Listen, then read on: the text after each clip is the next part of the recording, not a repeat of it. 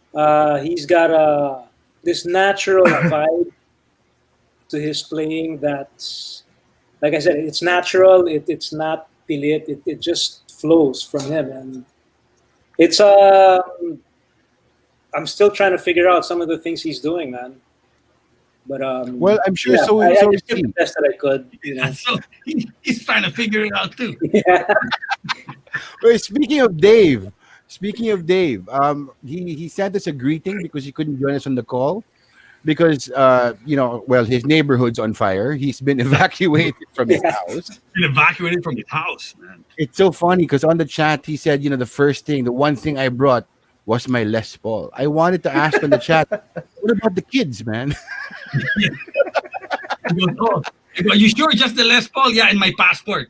And my passport. No mention of the kids. No mention of the wife. Wala, pare. There Guitar you and go. passport. That's all I need.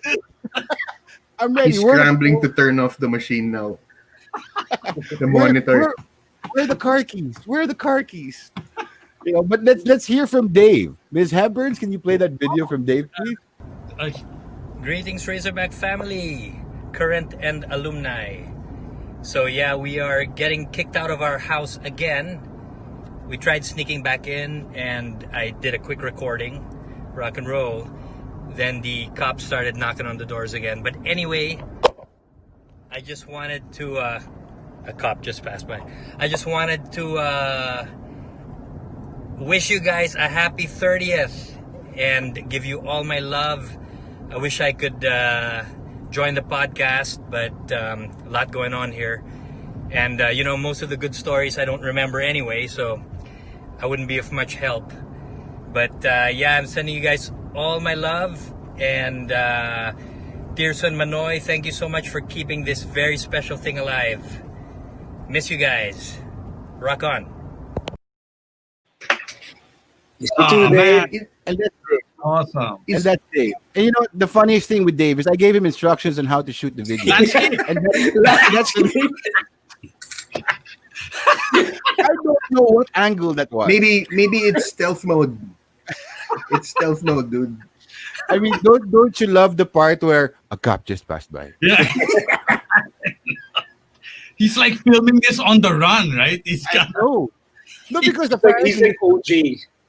apparently the story was he snuck back into his house to record.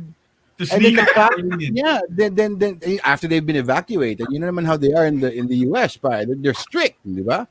So the cops knock on his door again. So he's probably like driving around like running. The cops are following again. What did we just said you, sir? Wasn't me. It was But very good. That's the thing, Manoy. It wasn't me. It wasn't me. He is right, though. All the good stories really involve Dave, don't they? Yep. And yeah, he won't remember them. He Okay, doesn't- but you guys remember them. So how was Dave Oh. recording Heavy Guts? Like, did you give him at least one microphone on his amp, Tirso? He only needed one, man. He didn't. Manuel's right, dude. Dave is a superior player. That guy is.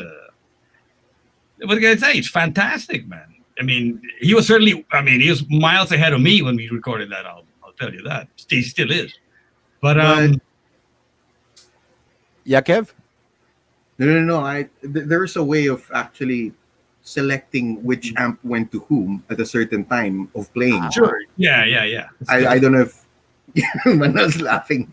He doesn't have to go through this experience, right? So for years, Tirso and Dave would walk on stage and look at two amplifiers. One good one, one shitty one. One And they would- JC 120 Roland Jazz. There you go. And actually, how do we decide this? Okay, it's not okay. I'll take this now. Tomorrow you take the next one.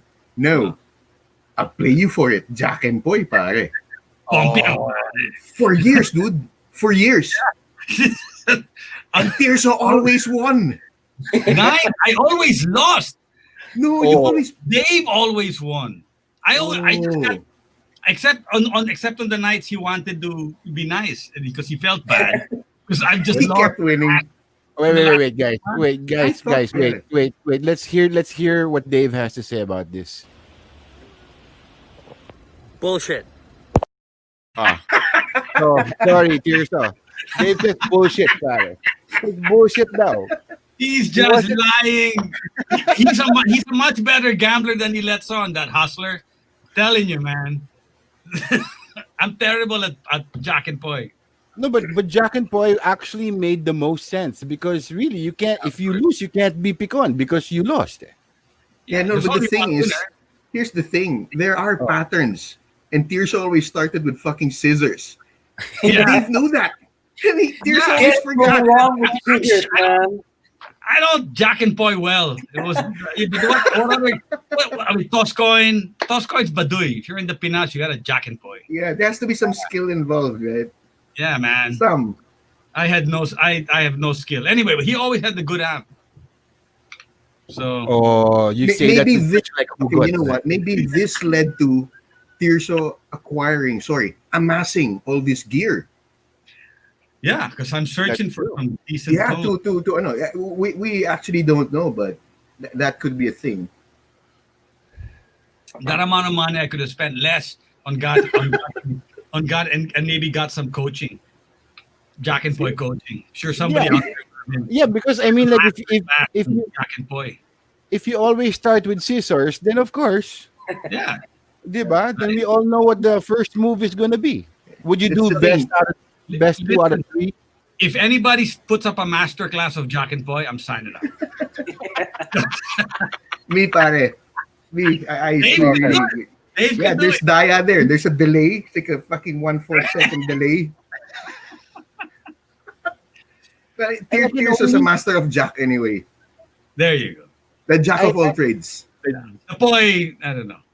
I can only imagine when you guys were smashed, Oh and yeah, then the Jack and Poi would ensue, and you'd still go with scissors. because we both need scissors and we'd forget what the last time. I don't know. Ano ba? Ano yan? I witnessed this. Yeah, I witnessed yeah. this. I'm like, when they'd be doing it, I'll just turn around like, you really have to do that, pa? Yeah, diba, Kev, you're in front of the mic, you have a crowd in front of you at a gig, you're waiting to start, and these two colocoys in the back are like, pare, can somebody plug in? You'd think, okay, how it looks from the crowd. You'll see it's dark. The stage is dark. They're in front of the two amps, and they're staring at the two amps.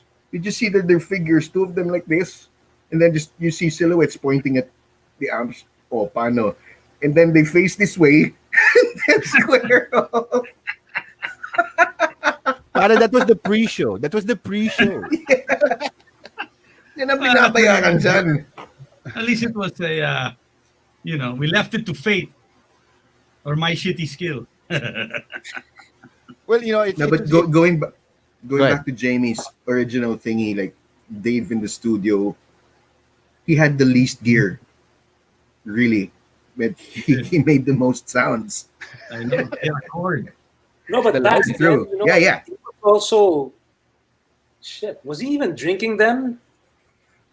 He Always. must have been like, Yeah, by 95, I think he was at the rum coke. he was, okay, so, Maybe not the pitcher of rum coke. Like, yeah, he was having some. He wasn't at the Something pitcher. thanks. made juice pa.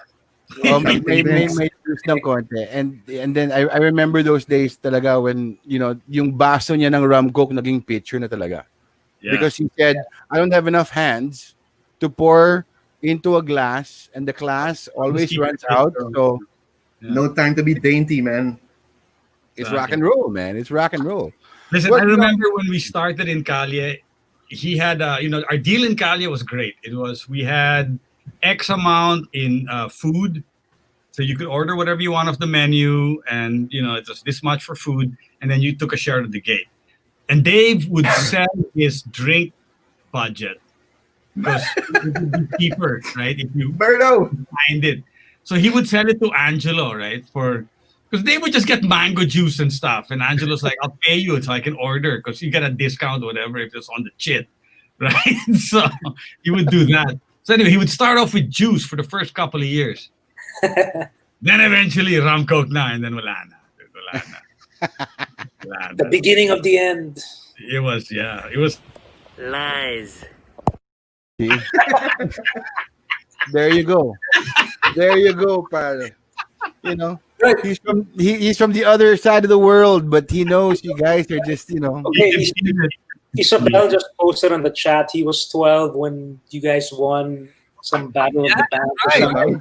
He was 12 when I met him. You know, when I came back from Spain, and you know, I started hanging out with these guys at their rehearsals, and yeah, that's when I met Dave. He was like 12 years old, man. Yeah. Yeah, that's true. He was like a wonder kid. Like he was, you know. I remember we have a very, very old recording, and Mix would corroborate this. And we did this recording. It was just us playing, you know, with the drum thing, a drum machine, and some rhythm guitars. And Miguel had recorded all of it. And Dave busted out with this solo that was like a real solo. And I came out with something. Miguel used to play it. I was terrible, and Miguel would play it for me all the time just to show me how awful I was. So it was great. Thank you for being a friend. It was really, but I mean, but Dave was phenomenal from day one. I mean, the guy, gifted, you know. We've all known that. But you forget he was 12 years old when he started. Yeah. Yeah. He was 12. Would you have? I will neither confirm nor deny that. Dave's gonna like be that. popping in and out like all night, man. So okay, so that's Heavy Guts. You know, the Heavy Guts Sounds Volume 1. Going into Beggars Moon, there was a marked difference in your sound, guys. I mean, it was as if you were, I guess, to me, it sounded like you were flexing your creative muscles, but it was also a little bit more playful than Heavy Guts. Songs like, you know, Hobbits and Pipeweed, and Beggars Moon, you know, the Tie-Dye Sky. It was a little bit more playful in a sense. It's got some of the friendliest and if I can say even brightest riffs that you guys had. And that was the album that we were recording in Hit.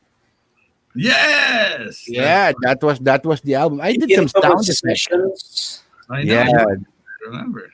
the infamous sessions in Hit Productions. I wasn't actually working on the album except for this one track that you guys needed a barrage of noise.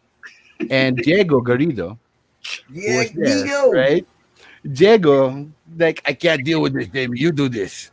So I'm stuck upstairs, picon, because I was not assigned to the album. And I'm upstairs doing ads. Okay. Right. I was doing ads and I was Were you like at pissed post? off. And I'm like, yeah, man. I was like doing audio. I was doing sound effects for ads, jingles for ads. And Diego gives me this, like, I need noise. I need a barrage of noise. And I'm like, yay, finally, something creative, not a 30-second jingle. You know what I mean? Or not selling like, you know, telco or something like that. And when I brought the file back downstairs, because wala pang USBs noon, it was like the actual physical drives, no? When I went downstairs to give him back, everybody was basag.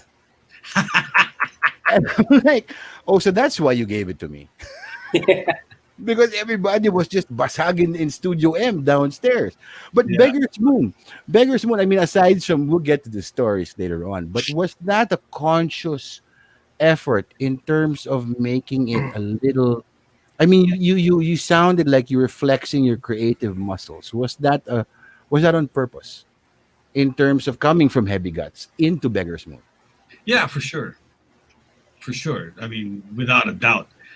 You know, before we did Heavy Gut, we were, you know, we used to do all the Juan de la Cruz. That was our repertoire, was all Juan de la Cruz and, you know, Anak Bayan and Sampaguita and Black Sabbath and Led Zeppelin, AC/DC. That's basically all we ever did, more or less, in a nutshell.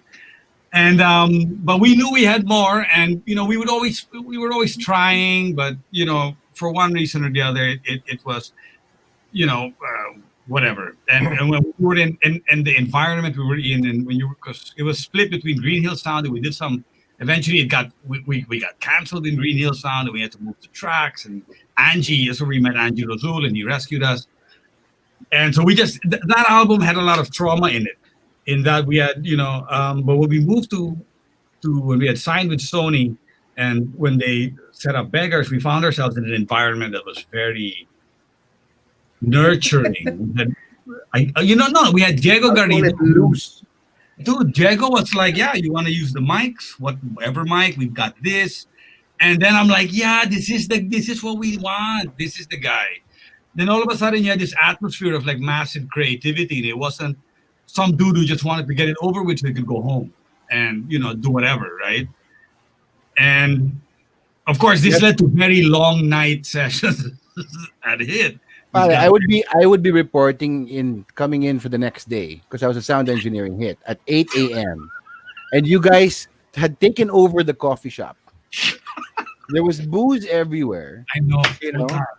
And additional people who are not in the band were hanging out as well in if I can say, in various stages of debauchery, right? And all I'm thinking is, I was thinking two things. It's like I was thinking, is Jamie, one, I'm missing out on all the fun. And two, I was thinking as an employee, I gotta get this shit cleaned up before Charles, our boss, came in, pare, because I'm gonna get it. And I don't know why Charles Ripoll was the owner of Hit and Salito Malca, and I don't know why I would always get it and not Diego, who was the actual engineer. But I was always the one getting scolded. But it's nice to know that, like coming from Heavy Guts, where you're basically being forced to just line it in the lang or plug it in the lang. You went into an atmosphere where all of a sudden you want to use the mic, you want to record this backwards, you want to do backmasking, you want to do all this. Sure, Yeah. James. It was also the creativity wasn't stifled. We were playing album-oriented songs, which are like 3-minute, 4-minute singles market. Here we could go on playing 6-7 minutes. Yeah. Unrestricted. We just began now. Another thing was Brian had just come into Brian Velasco. Love you, brother. Yeah. He had just come to the picture, and he basically opened doors for us, different doors. So our sound could get somewhat heavier, more progressive, more parts, just really other stuff to play with and toys to play with. And we explored those. Oh, yeah. For sure. Yeah. I remember in Studio M at a piano. Oh, Studio M. And the legend was that they put the piano in and then they built the studio around the piano, right? It was one of those, I think it was on Lunatic, which is the song Brian wrote. And so we were doing it and I'm like, it needs an intro. And I think it's at 3 a.m. I don't know, on some random night, I go, I've got it. I know exactly what we're going to do. It's brilliant, man. Do it on the piano. And I went in and I wrote, but I didn't know how to play the piano, but I knew the notes I wanted to play. So I wrote the notes in pencil pen on all the keys of the Yamaha 80 grand. And because we had to do it, man. It's brilliant. It's got to be done. Fucking vandal. Of course, he didn't realize there was masking tape. I had masking tape, right? Oh, I'm not going to write on a bloody... Obviously, I put masking tape. Right. But that's how we did it. And then so I'm there, and I think I was with Louis, and I'm like, here it is, man. And then we did it, and that's the intro on the album. But things like that. And Diego, of course, was all for it. He'd come in and he'd rip the piano open so he could mic it properly and stuff. And stuff like that was great, and we could do that. And Diego, here's the thing: Diego would let us do all of these things, and then of course Charles would walk in and like, "You're written all over my piano." bleep. But yeah, so Kev's right. There was quite an atmosphere of creativity and really this feeling of anything goes. And I guess if you've worked at Hit, and Manuel has, that's really, I don't know. It's just like we were running around playing. It's just like a playground for us. And I don't really think you're supposed to do that at a real function.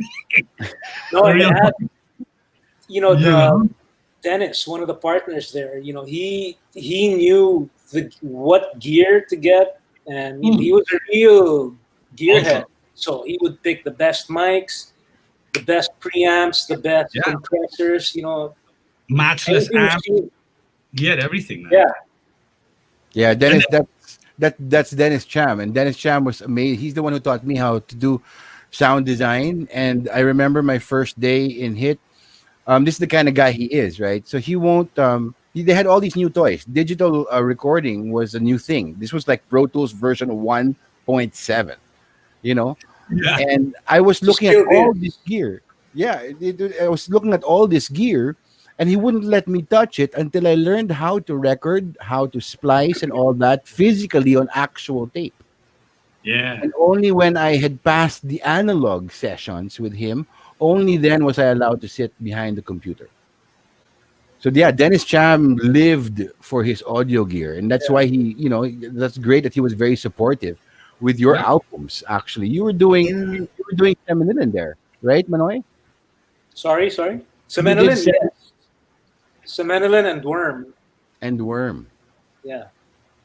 with in the Wilka. 2000s, he was trying to remarket Hit, and he was trying to lure Razorback, and he got gear.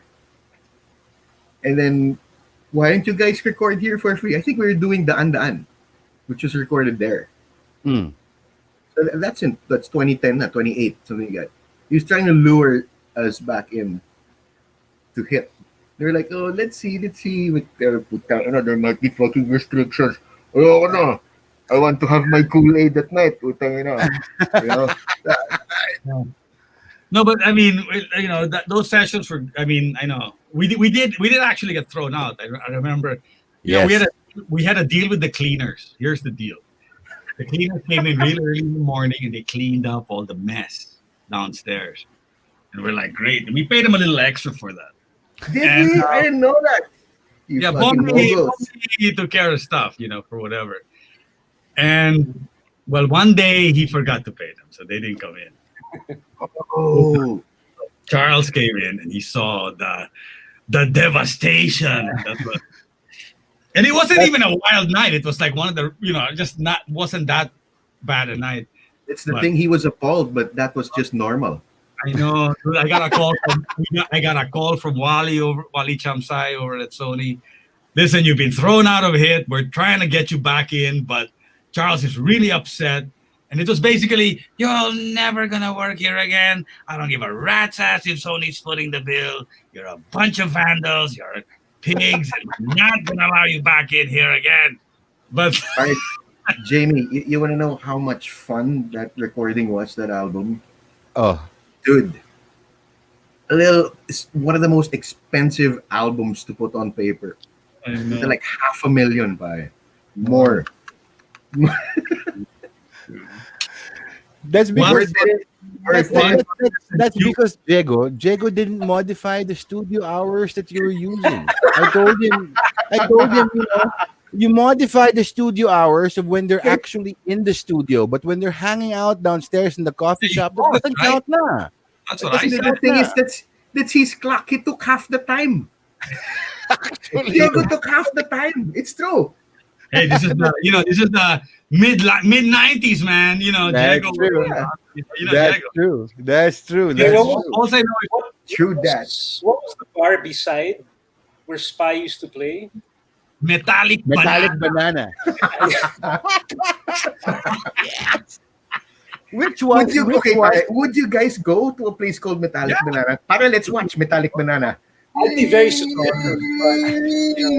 No, but before that, it was Left Alone. Yeah, So Yeah. that I bar. actually knew it as Left Alone, and then when it became Metallic Banana, it was like, this is some weird shit. This is too weird even for me, pare. But it was so nice. It was so nice to have an actual functioning bar right downstairs. I mean, Yes. That's you can't right. give that up. Well, Okay, let's go into Star. Now, Star, I think, is when you guys kept on exploring new ground, but it really felt like you were more sure of yourselves. It felt like you were shifting gears. To me, the album sounded like it was sexier, more dangerous, and being more sure of your own sound. How was that process as compared to the debauchery and devastation of Beggars Moon? Um, Well, like again, all our albums, the songs were written before going into the studio. So Yeah. when we did start, Beggars was a great album, and we did toured a lot for it. And we were playing a lot, but we also went into the studio a lot, and this is all in session studios in Makati Cinema Square. Shout out, Canal. This is how we always, Canal, who we will meet later. This is where we met him, and so there was a lot of that, a lot of going in there, and obviously you grow. So we grew. We wrote all these songs for Beggars, and we played it and toured it. We recorded it. So we're wiser, and we start writing the songs for Beggars, and we know now that what we want. We know that what. Maybe 8 minutes, or maybe leaving a whole verse before the vocals come in. Maybe let's not do that. Maybe let's let the vocals come in early already, because you know what I mean. Things like this, and so it became a little tighter. It became a little bit more focused in that sense. We were like, okay, we've already gone nuts and explored our inner feelings.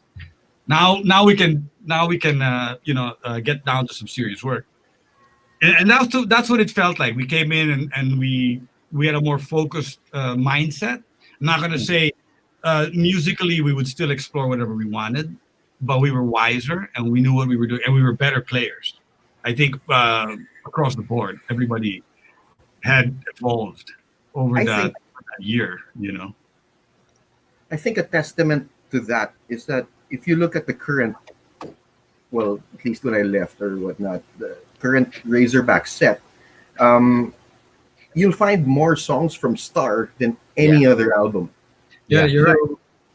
It's generally, we could play that whole album sans 1 or 2, but it's generally, we can do that straight up. Yeah, pretty much. I always say, let's do Firefly or I love that.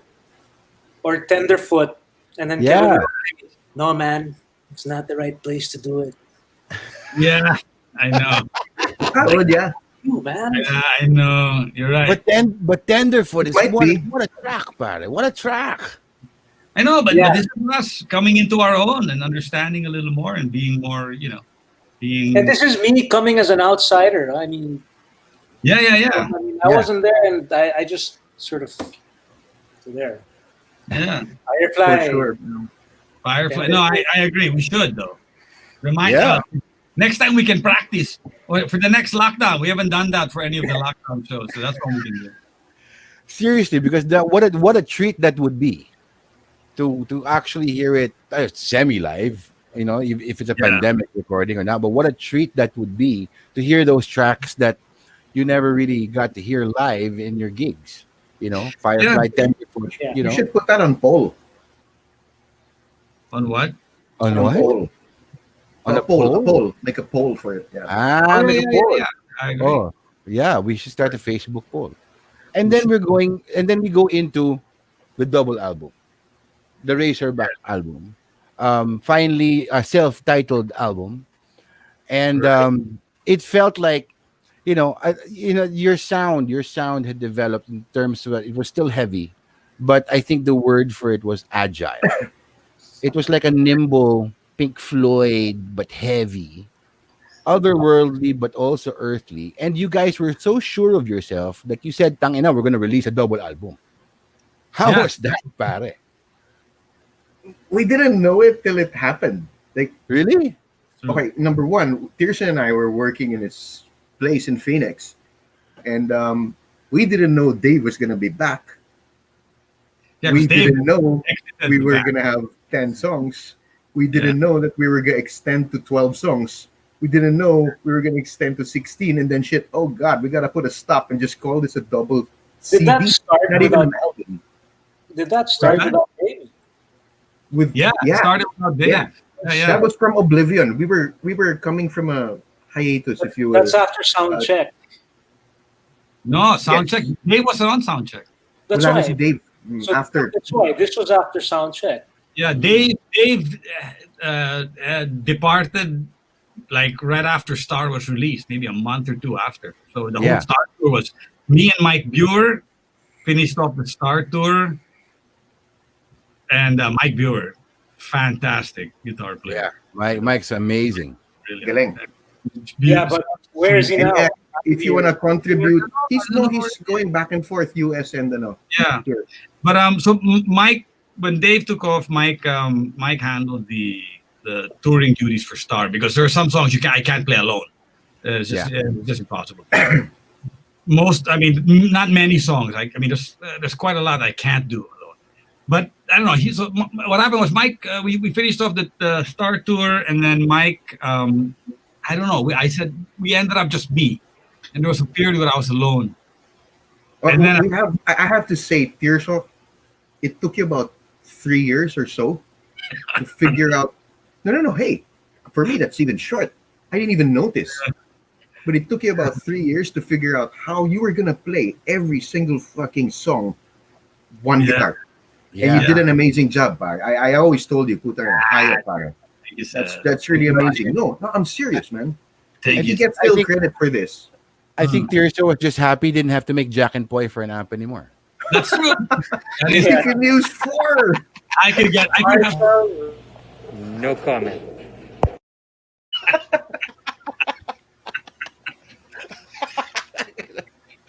I could have both amps if I wanted.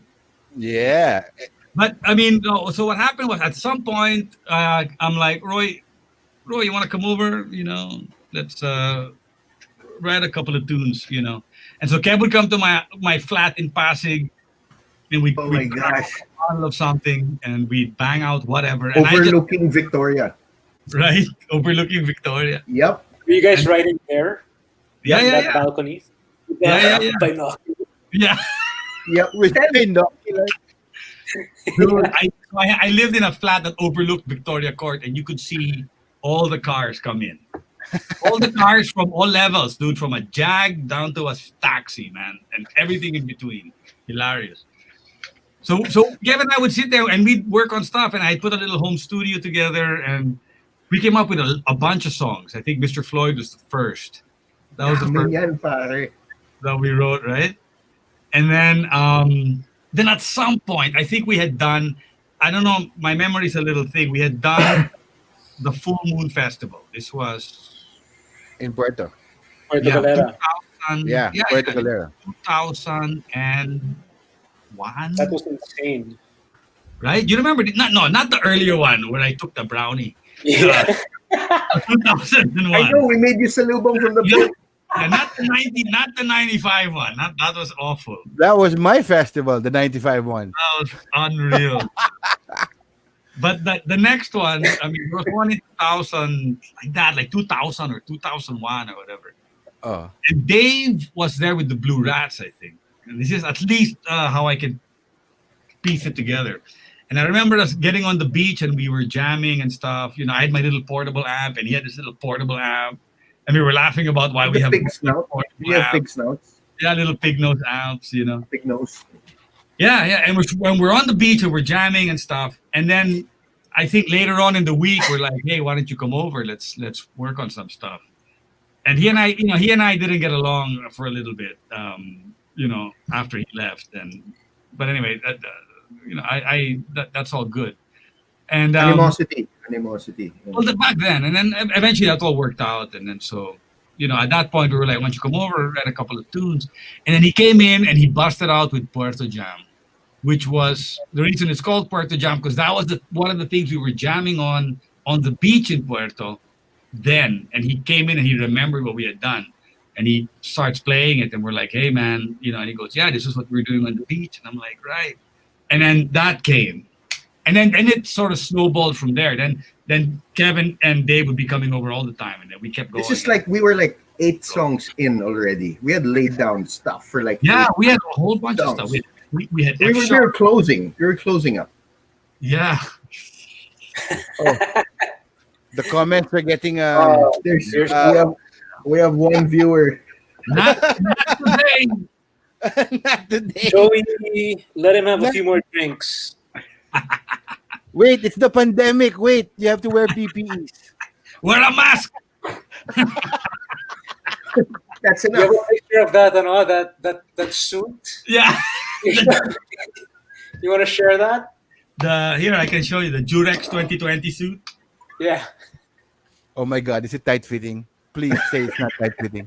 very snug. I don't want to It'd be see that. weird if it wasn't. Oh my God. Okay, You gotta wear that. 1 foot into that, I'd be having a panic attack. I know. Yeah, man. No, the trick is Terribly. you gotta cover yourself with Vaseline, like head to toe. And then slip in. Yeah. Yeah. VG is easier. But anyway, so that's what happened. That's how the Razorback album started. And so And it ballooned into a double disc. well, yeah. Well, the trick, we just kept going. That was the thing. We're just gonna keep going, and let's see what happens. And then by the time we got everybody involved, and like Kev's right, we were 8 songs in. Dave came in, refined what we had, came in, and we had basically come out with everything. Then we went to the studio, and then things started coming together, and then we realized we had a lot, but we were like, fuck it, let's just do everything and let's see where it comes out. And at this point, I had a home studio and Louis had a home studio, and we were recording on our own, and we had Louis' studio by then wasn't just a home studio. It was pretty much getting work and stuff.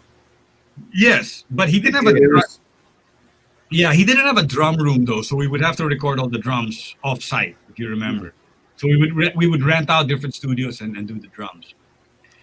But beyond that, everything was done in Louis, or I would do my guitar parts at home. So I've been doing that since early 2000. I've been recording everything at home for myself, and that was fun. I mean, and that all of a sudden we were like, wow, this is a different thing. Now we can really explore, because home studios were becoming easy to do.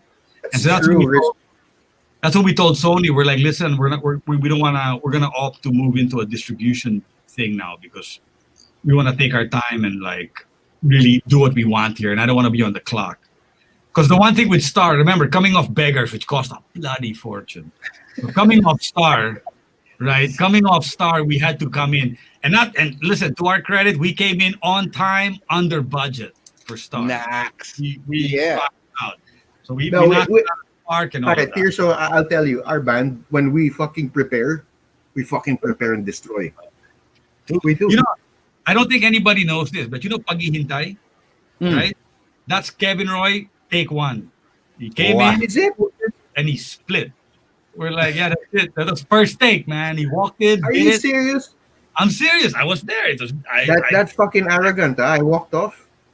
No. But you're like, okay, I'll take a break or whatever. We're like, just go home if you want, because it's all done. You're done for the day. Okay, I'm not gonna give you any outs. We're I good. think- That's it. Yeah, All right. the schedule for the day was Kevin Roy to do this Paghihintay and me to do a bunch of other things. And he's like, oh, that's good. We're gonna Working for me. here, man. So that's his literal first take. It walked in off the street, jumped in the studio, sang that, and split. And Makes up for me, like, oh, Yeah. holy shit, guys. that's what's actually on record. So coming from that, we're like, wow, this now we have best of both worlds. We get to really explore and do what we want. We don't have to pay like 1,000 pesos a minute or whatever for it. We can take as much time as we want, and that reflected on why we were able to do what we did and why we have so many songs. Which takes us to 3 Minutes of Glory. And Yeah. Manoy, that's when Manoy comes in. Yep. And Manoy coming into recording for Razorback, how was it writing or co-writing this album?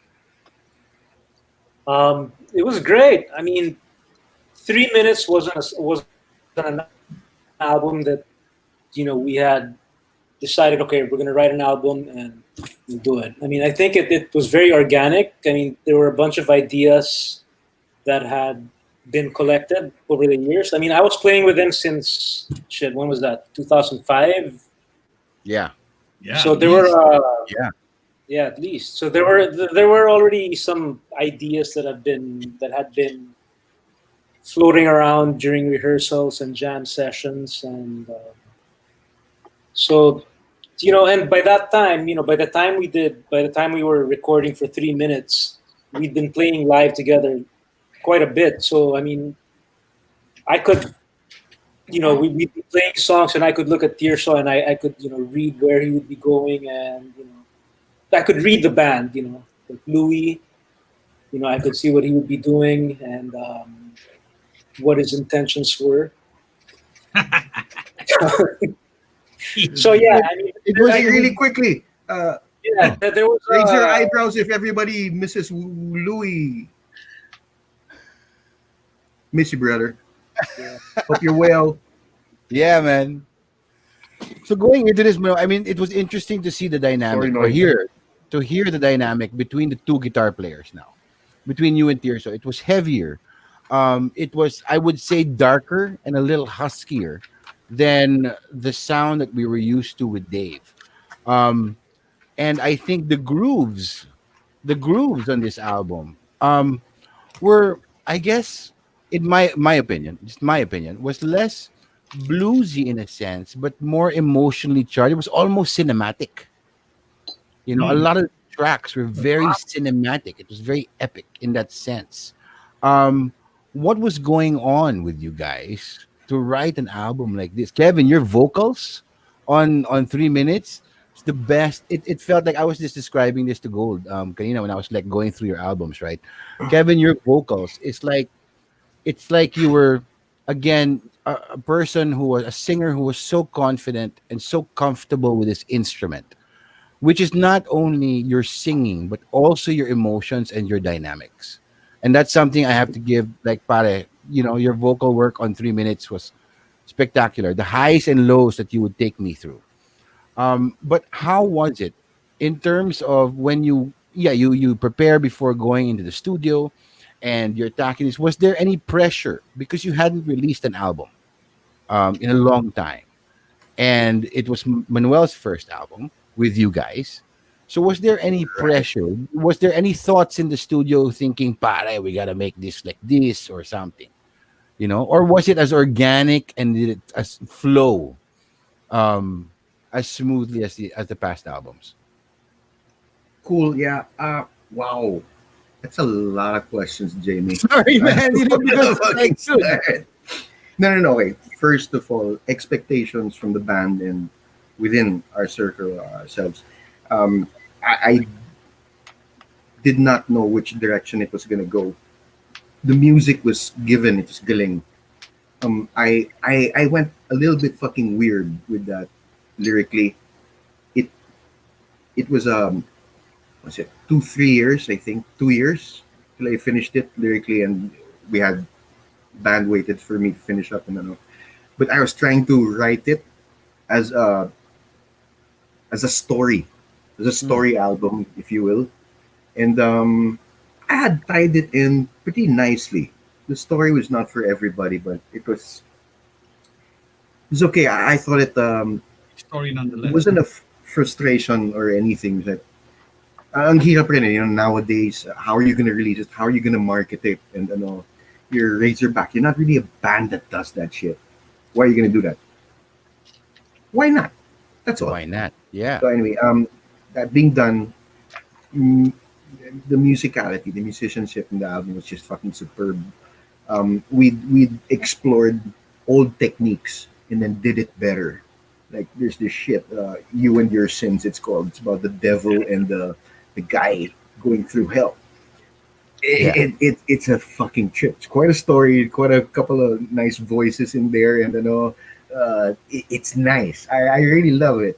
And it's rock and roll, but it's kind of progressive, if you will, and that's cool. I always like to go there, and as long as it's something we can control and game play it. So ang daming things to bring out, and yes, say na, hey, give us good reason to bring it out, explore it. There are also some things holding us back also that, well, nobody's control na rin, but we just carry on. Yeah, it is what it is, and I love that album. And that's Yeah. Yeah. a nice welcome album. I hope you liked it, brother. How do you find it? We never talked about this. No, and if I may add, I mean, the thing with this band is that it's always been a sum of its parts. Mhm. So it's depending on, like, if you change one component, the output is different. It's still four parts plus this other piece, and that changes everything. It's a different formula. So while we all have similar roots, we share some common roots, in our music and all that, and our playing. There's still We allow each other to sort of let everybody's influences and preferences sort of come out and contribute to the song. And I think that's why I mean, you mentioned this album feels darker, and Yeah. I mean, I came in stepping in for Dave, and I can't play like Dave. I can't. Nor should you. Nor should you. I can approximate certain things, but I wouldn't. I'm not gonna try and play like him.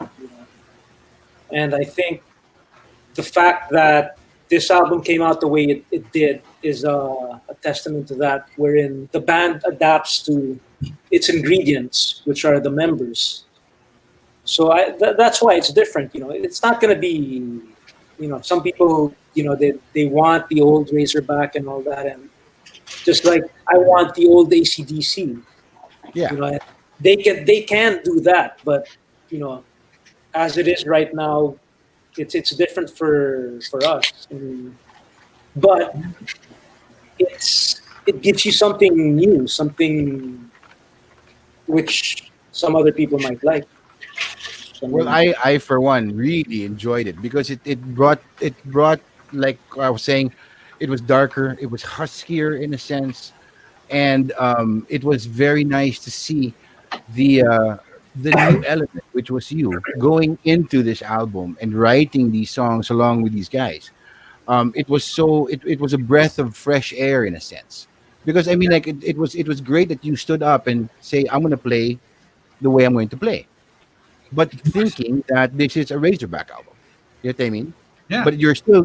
I mean, Yeah. you should not. You standing up to how your contribution was going to be was the best thing you could have done. Because if you had tried to play it like Dave, I mean, A, that shouldn't be done, and two, that can't be done anyway. So Yeah. why even bother? You know what I mean?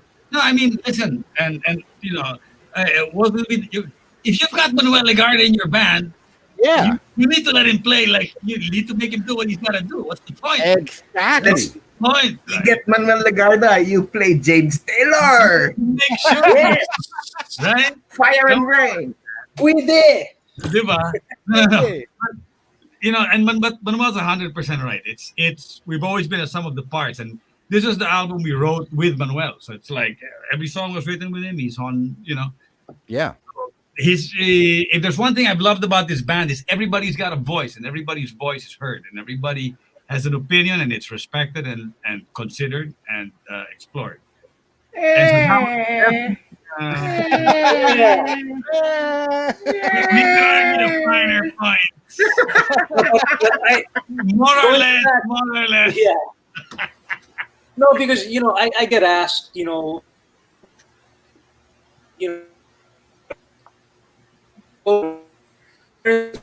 I'm getting ching pong. I know. Manuel's freezing. He's freezing up. so are we back? All right. Hey, Yeah, yeah, you there? listen Okay. to each other on stage. Yeah, Yeah, can we? Yeah. So listen to each other on stage. That way you can react to each other. And I think that's what each other's playing. And Dude, I don't know. You froze up. Am I didn't here? hear any of that. I think Elian's back on his device again. You gotta. can you hear me now? Yeah. I can hear you now. No, I was briefly. I was just saying, when people ask me, about playing and all that, I go, you just gotta be aware of what the other members are doing on stage, and I think this is what being a band is all about.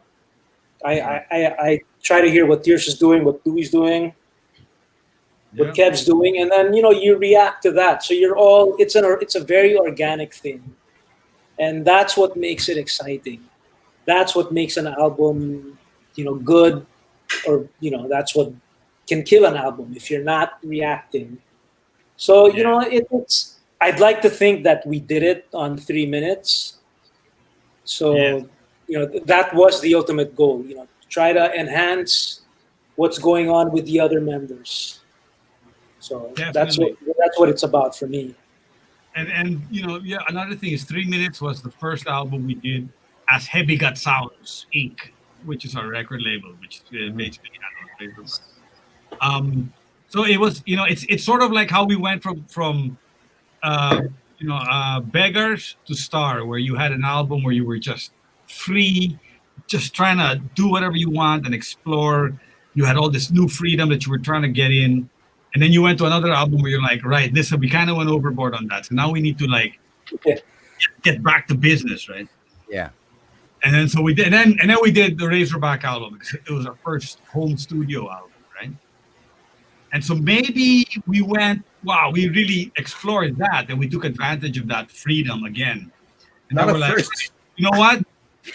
Hey, now we bring it in and we get a little more concise and rock this thing out. And I think that was 3 minutes. It's like full on, straight to the point. And it had its great, moments. Every album we evolve as musicians, as people. And by 3 minutes, we had gone through so much trauma that we had, we have a lot of material to work with. And what trauma was that, pare? I don't know. Which one? What trauma was that? Nagpalagay ng Let's get the menu. Here is that. Deposition. But listen, and then of course, you bring in, Manuel's in, and it's a whole new element. And of course, we've been playing with Manuel at least 5 years by then. Yeah, I think so. Yeah. So Manuel, I mean, it's a big part of the band, and it was a very, all our albums are very collaborative, and as this one was as well, and so there was a lot of that. So you put all those things together, and it comes out a little different, yet the same. I don't know if that makes sense, but I would say it does to a certain. I think you hit it on the head when you said it was very concise. Yeah, because there were no the long extended jams are not there. You just went balls to the wall with each song as much as needed to be, and then it would be the next track. And that's what I found very different in terms of the flavor. When you listen to the album in its entirety, you're like, whoa, bilis to na. Where's the 8 minutes? Yeah. But okay, so I'm going to bring in a couple of people who have been waiting backstage for a while. And so we're going to be bringing in the singers. Razorback. Jamie, hold on. I want to say thank you to the guys I met coming into Razorback. Like, oh my God, of course, it's Birdo. It's been watching these guys. Been watching Razorback before I actually auditioned. It's like the Rockstar fucking story, right? The movie. And, well, there are other guys here. Well, there's Louie. I love you, brother, wherever you are. You should be here, really. You should be here. And then there's, I'll make it up as I go along. Basag na ako. Go! Singers! All right, let's bring on the singers. Ladies and gentlemen, the first two singers of Razorback. We're going to welcome on Isabel Lozano and Jose Mari Cuervo, who have been waiting in the wings, drinking and bothering us in the private chat. Yeah, we're not saying already, girl. Hi. Always, Oh my goodness. I am not having you look terrible, bro, as always. I think you look worse now than.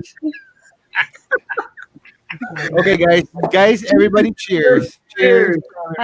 Cheers. Cheers! Hola. Cheers! I don't have any drink. Wow. Oh, okay. Hearing all those stories, man, I'm just like, I was waiting for all the bad shit to come out, pare. The stabbing behind the fucking back, Where's all that good shit, pare? It's okay. We're gonna publish the private chat when we. Yeah. Yeah. Patay. So Okay, so crazy how this is involved. let's go. Okay, so Isabel, how did you get the gig with Razorback? How did you get to Well, sing? How did I get to sing? Jen. Well, this was quite some time ago, obviously. Great. Miguel Ortigas, Dave, Junus, Tirso. I think they just wanted to form a band and they didn't have any singer at that time, but I was hanging out with them. And then I ended up being the singer just for the hell of it that day. But what happened is, I guess it stuck pretty much, and that's how it started. And I think we started off with the name the Outriders a long time ago. I Yeah. have the Jimmy Page album. That's Yeah. exactly where we got it. Flaming Yeah. hemorrhoids. Wasn't it flaming hemorrhoids?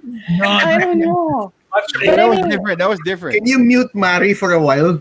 Okay, Miss Redbird, can you mute, man? Yeah. You're gonna get your time to talk because he keeps on interrupting Isabel. So Isabel, Yeah. you were the singer for the day, and the day just continued.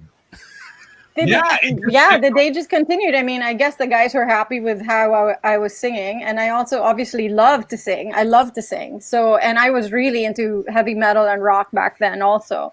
So it kind of just really was my kind of thing to do. And then we just started playing in different places. I think we did Big Bang sa Alabang and all these that was first gig. That was great. I remember I would down shots of tequila before getting on stage, and I was wearing boots and all these crazy things. But and then I think Miguel, we wanted to change our name. Miguel wanted Razorback. I think it was because back then something about him symbolizing a wild boar. Yeah, I mean, that was right first gig. there's. Yeah, I think that was it. It was really Miguel Casa who started the band, I think, if I'm Yeah. not mistaken. Nick Yeah. and then we had put in that we figured Razorback one time at a Coco Jam gig. Mm. And that's sort of Yeah. And then so I was with them for almost a year, I think, of doing that. But then Big I Bang was Big Bang Salabang and Kalye. We would sing in Kalye. I used to tell my mom I was going to the movies, but actually I would change my clothes in the car and then I'd have a gig and be dancing on tables and stuff. And then I'd go back home. Yeah, my parents had no idea back then. But it was really cool because back then, there weren't too many female singers who were rockers, during my generation, right? Yeah. And so it was pretty cool. It was actually guys, and I kind of broke the stereotype, I think, of some women, and a lot of women were very supportive back during those days. And then I know that when we did NU 107 with Dave and Junus and Tirso, we played 3 songs, but I think what made us win was Stairway to Heaven. That's And right. I remember it was super dramatic. It was open air. It was, I think, and it was live on the radio. Right? It was live on NU 107, obviously. And that's the night I got busted by my parents because we won. We won, and we were on the radio. won. And I remember Stairway to Heaven. It was such a long song. I was like, shit, how am I going to learn how all the lyrics right away? And I remember I wrote the lyrics on my jeans. And then Dave was next to me. It's me and Dave in the beginning, right? Really dramatic with wind blowing in my hair and everything. And then I was looking down all emoting, but actually I was reading the lyrics on my jeans. Yeah, and then Dave, who was 12 years old at that time, was just really, amazing. And then Miguel gets on stage and starts the drums, and then Tirso walks in and Junos walks in, and it was surreal. It was really surreal. And that's a song that really made us win. But unfortunately, even after we won, I think we were offered, I don't know if it really pushed through, but an Australian label were interested, or it was part of the prize. But I was already signed up to go to school to the States. So my mom, when I got home, oh my gosh, my mom was like, we need to talk. And I was like, No, but you know what she ended up saying? She was like, "You really are serious about singing." I go, "Yeah, I really," because I was like, I really do love it. And she goes, "And you won." I go, "Yes, we won." And that's when, after a while, she was like, "Okay, okay, now I understand. You actually really do love it."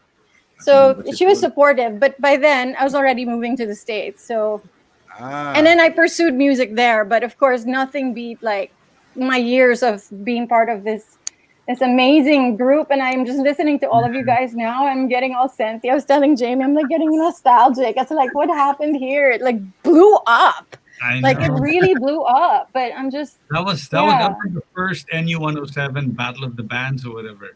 we were competing against Eraserheads. the Eraserheads. Yeah.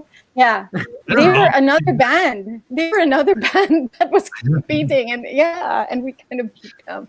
Yeah, I remember that. Yeah, I mean that was a hell of a thing. Yeah, good.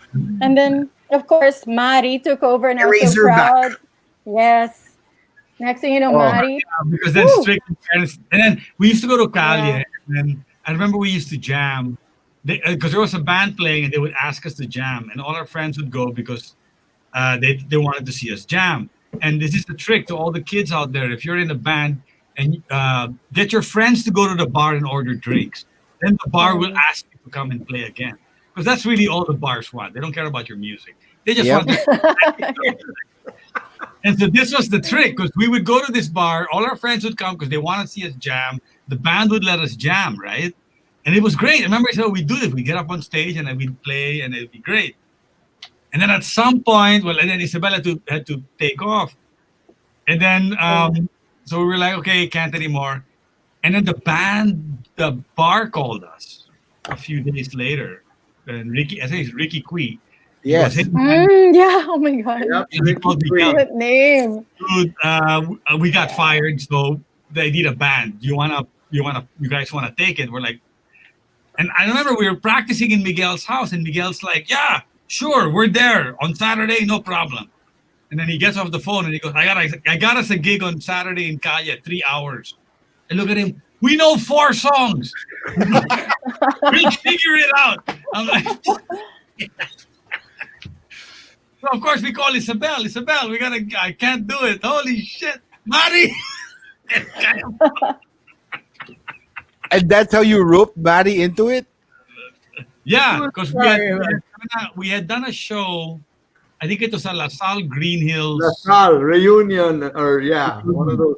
Yeah. And Isabel couldn't make that gig. So we're like, okay, well, and then Migs goes, Mari, Mari wants to come and do it. I'm like, fine, dude, let's do it.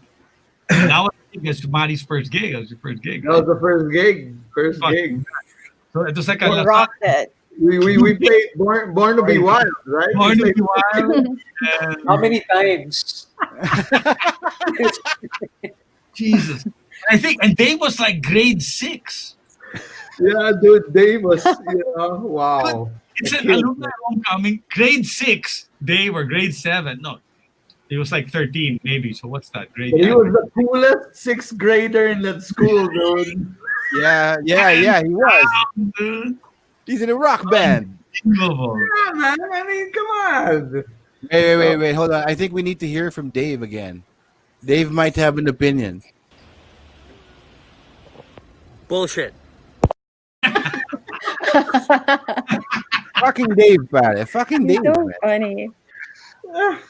Grabe. So Mari, you went through the early days in Calle as well.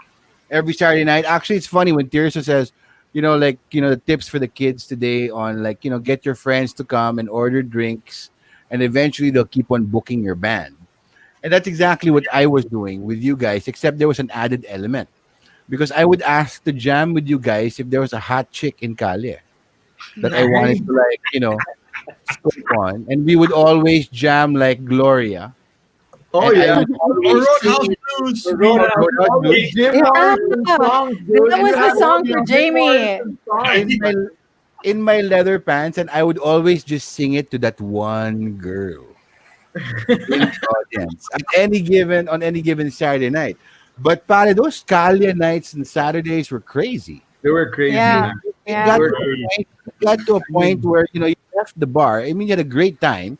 Of course, during our set breaks, we would be all hanging out You have to outside, go smoking. through the offshore account. And then it's funny because when you would leave the gig, That's the word. it would be so full that I didn't know I was sweating, but I didn't also know whose sweat was on me as well.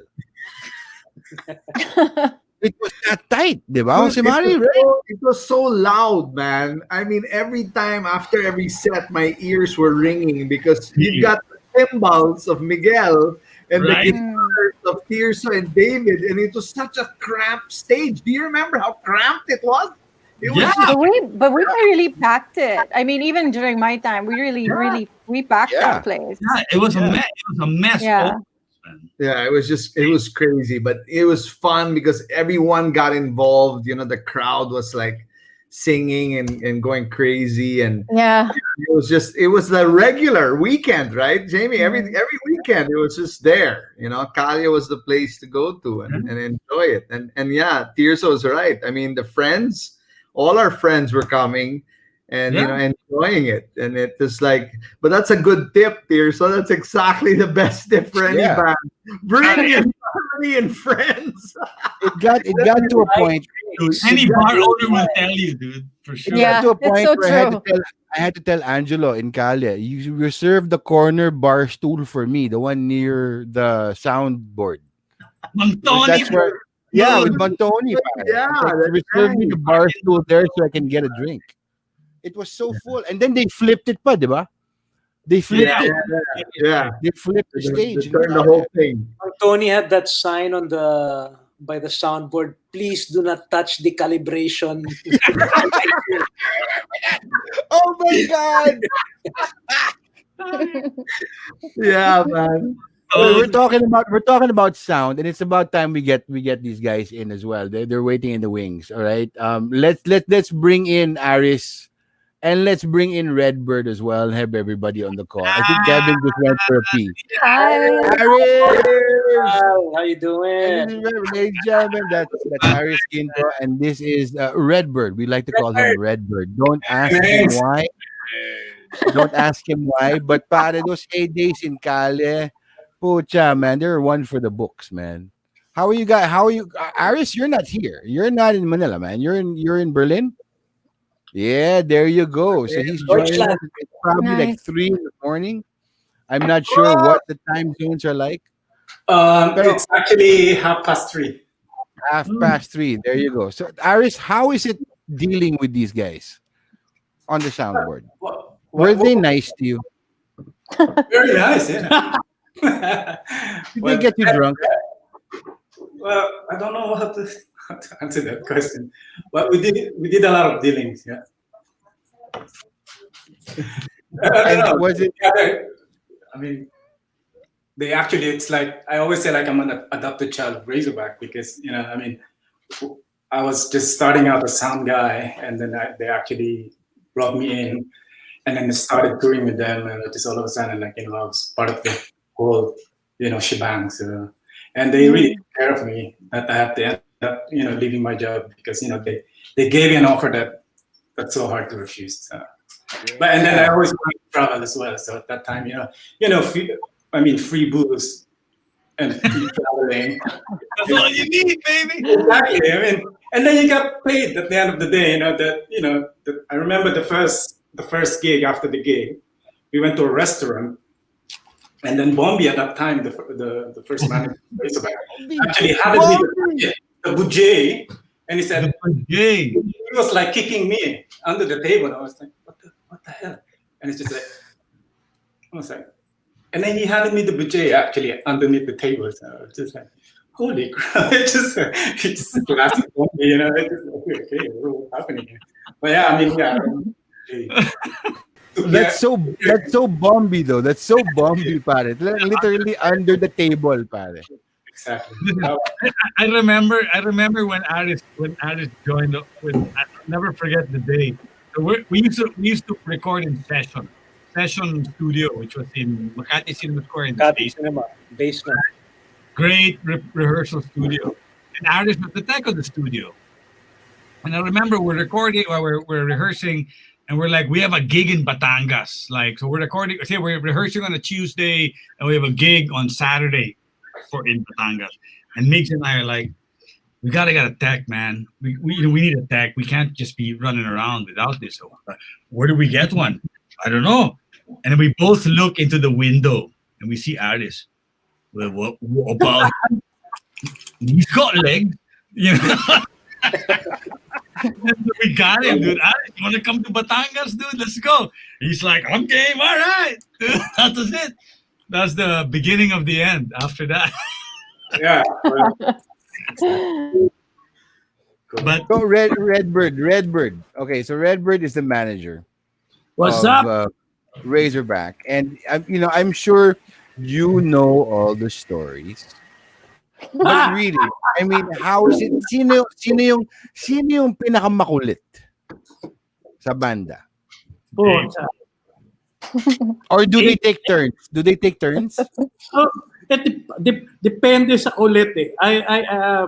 Si Redbird, makulit. yeah, Let's just say na may kanya-kanya silang toka. Sinong nawawala? Patrick, this may be the last time. This Right may be the before- last time. Speak all. All na to, tell all. So, sino yung nawawala right before the gig? Kailangan mong hanapin. Nawawala. Oh, Tirso just got lost. I think he had to pay. Wala. Tirso Hindi Nag-out na lagi siya. mawawala sa Singapore, Pat. Nawawala sa Singapore. May singer yata ng bago yun eh. No, you know what? Actually, right before a gig, walang nawawala. They're always there. Everyone's professional na a certain time before the gig, they're all there. Okay, let me modify that question. Sinong nagwawala?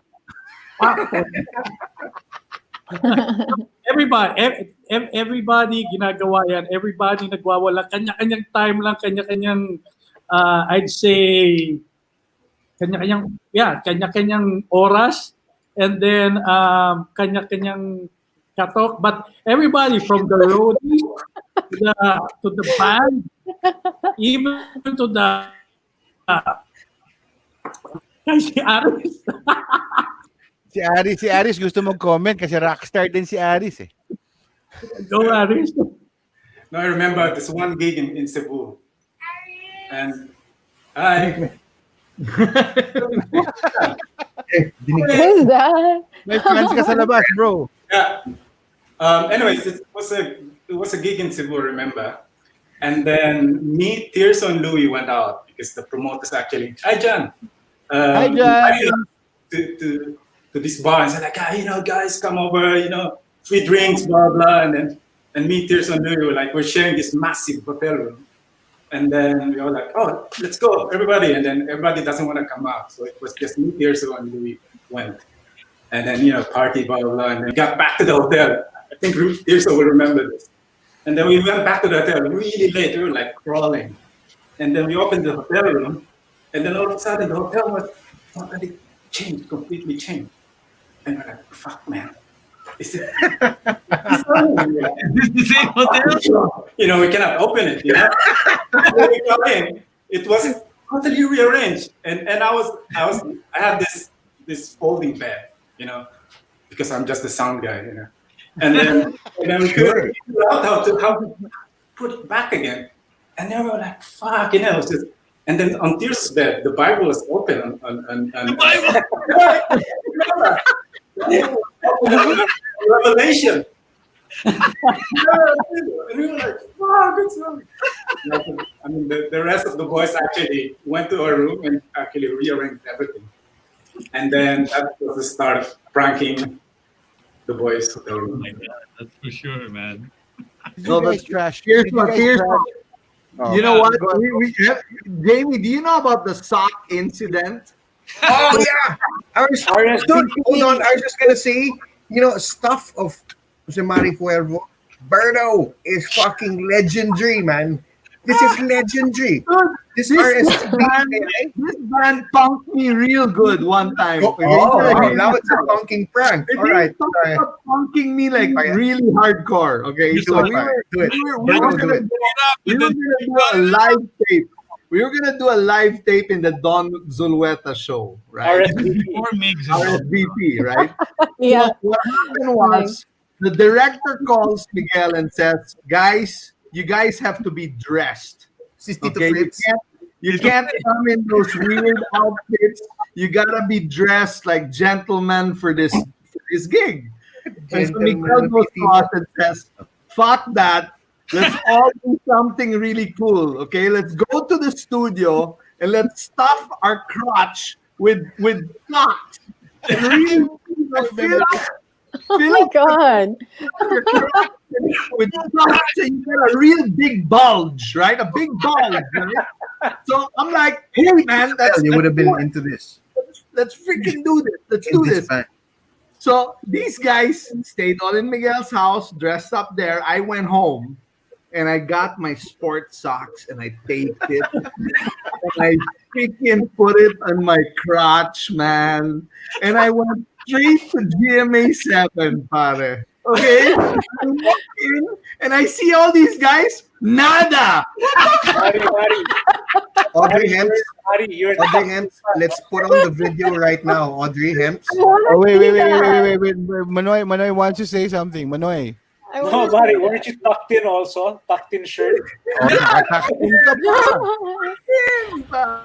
Lies. That was the best. That was the best.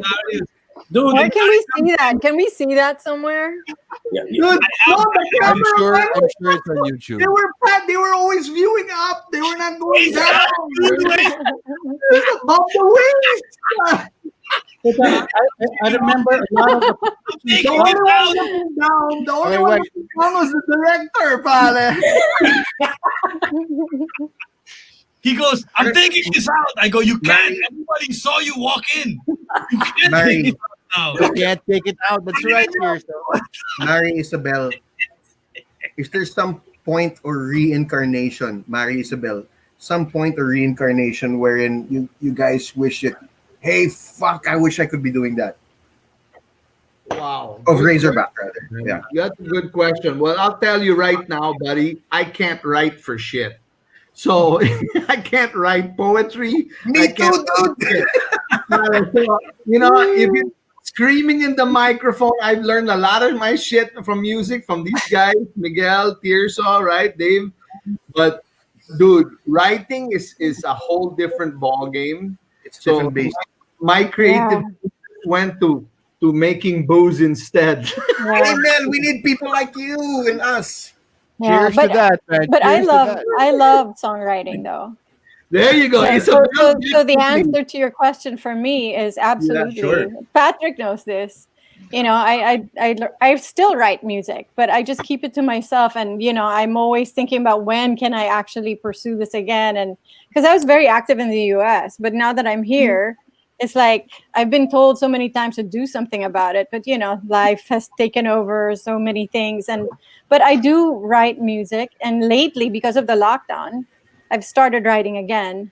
And you know, That's great. but Awesome.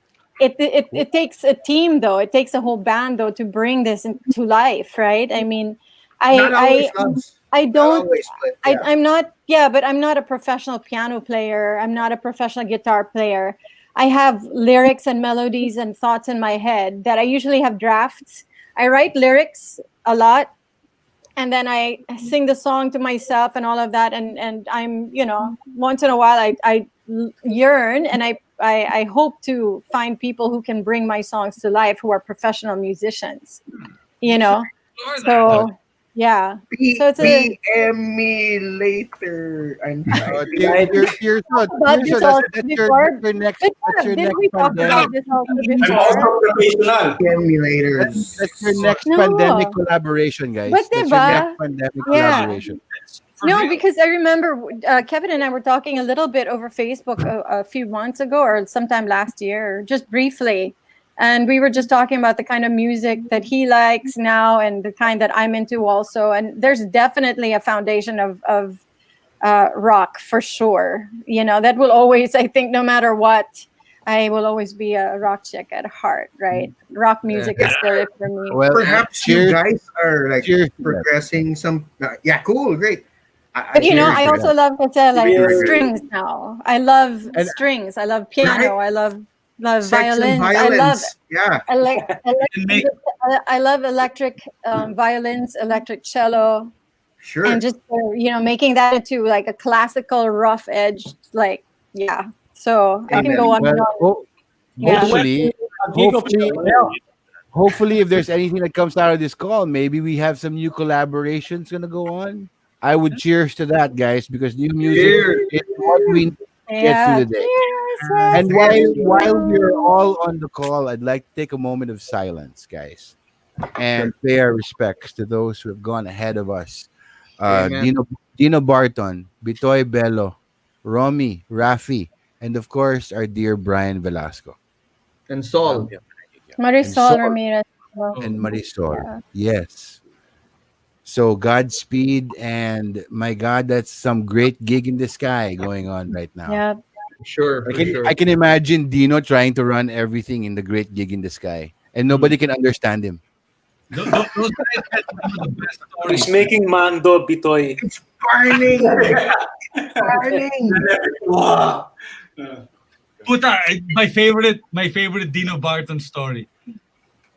No, you're not gonna do it. The plane ride. The burning. I know MTV burning Wait, let's hear the story. Let's hear Dino Barton's story. MTV event, I think. Absolutely.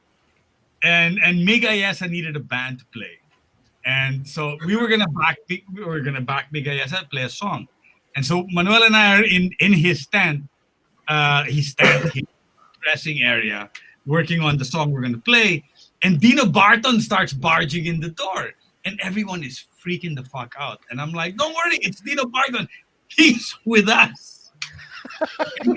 Dino Barton's dude, this guy is big. Everybody's freaking out.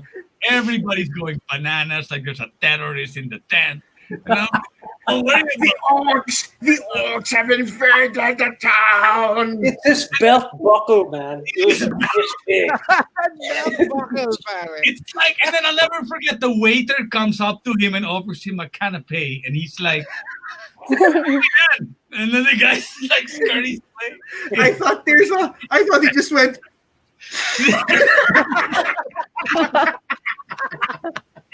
Oh my gosh. Oh, I Dino. love him, man. I love him.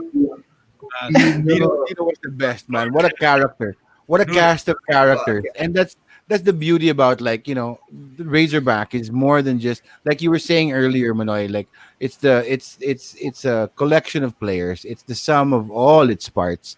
And Dino and Bitoy and Romy and Rafi and Isabel and Mari, and Aries and Redbird, we're all a part of this family, because my God, your music and the times that we equate to your music has just, I think personally for me, has made my life richer, because I wouldn't be here right now. I wouldn't be the man I am today if I Jamie, didn't go through the That's fucking really so crazy cool. times like you guys. Wow, that's awesome. Yeah, Kevin. That's so cool. It made you richer. It certainly didn't make us richer. That's because you actually had to go on tour and do the albums, man. I was just like riding along and getting laid, pare. Kalye. You guys know this, Kalye. You know how much shit was going on in that building? While we were actually playing, like, performing, providing entertainment for these people, dude, every office in that entire building Oh yeah.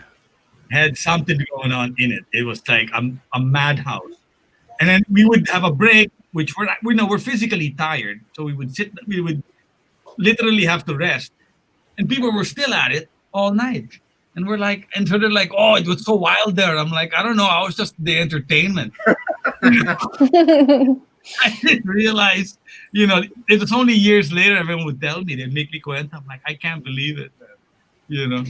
The crazy times we had, man. Well, cheers to that, guys. Cheers to Cheers. that. Cheers. And I love you Cheers. guys. Happy We're gonna 30th. Happy 30th. happy 30th, guys. Thank 30 you, man. years, Thank you. And you guys are part of it, and thank you for that. Okay, thanks for inviting me, folks. Really. Hey, Hello, my That's baby. fantastic. Hello, my honey. So we're gonna Bye-bye. go. We're gonna be taking some questions from the audience now. From our comments. There's a good question here from Gold, who is in the other room listening, right? Because Hi, Gold. guys, I gotta tell you, you guys were always a part of my life, but it wasn't until Gold came into my life that she sat me down and made me listen to all your albums cover to cover. And really, I mean, I would pick. It took That's so Gold, fucking man. weird, man. It took Gold because I would go and see you, and of course, if I would go and see you in a gig, I'd be having a blast and I'd be having a great time. But I never actually sat down and listened to your albums cover to cover until she came into my life, and she has a great question. Is there Yeah, any okay. is there any song in your catalog you would like to re-record and why? Nice. Let's point that first to Kevin. Kevin, is there any song in your Oh catalog? wow, you hell would like to man, yeah. re-record? Fuck. Name me one. Name me one. Exactly. There are a couple, but right now I can't think of any. Give me maybe like 2 minutes. I probably would be able to. But yeah, meron naman. For sure. Sure. Shall we call them regrets or ragrats? Regret. Yeah, ragrats. Ikaw, Tirso. Well, Any yeah, song- definitely a couple of things off the first and second album for sure, of Heavy Guts and Beggars. Only because we know better now, and we didn't know how we wanted it to sound at the time. I'm gonna say, songs like Pepe, not Pepe de Pepe. God, what is that song? So I'd pick something from fucking Beggars. Of Yeah, Beggars, couple, man. Ako Zero, Beggars. Ikaw, definitely. saan ka? From both, but from Beggars, definitely we could have done. I mean, Zero Visions, we could have fixed up a little.